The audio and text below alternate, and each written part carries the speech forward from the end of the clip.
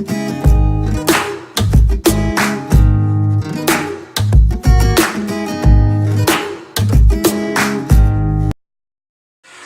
guys, good afternoon, and dito ako ngayon sa Bacalat, mga Taram, Pangasinan, and I'm just going to check out this Bacalat River here para makita kung maganda ba yung place,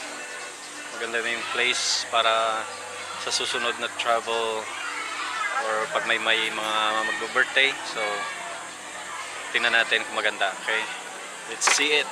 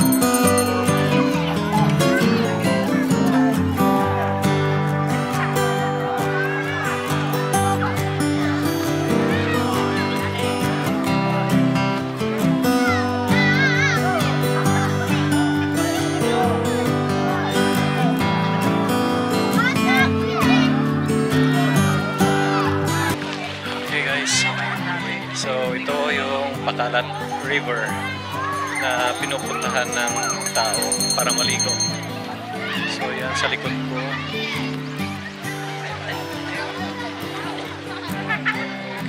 Saka may hanging bridge. Pero wala nga din ng sumakay dahil it's just made of a bamboo and wood. Okay, so I'm finished scouting here and I'm gonna go home to the Guban City now. Okay. Look at that.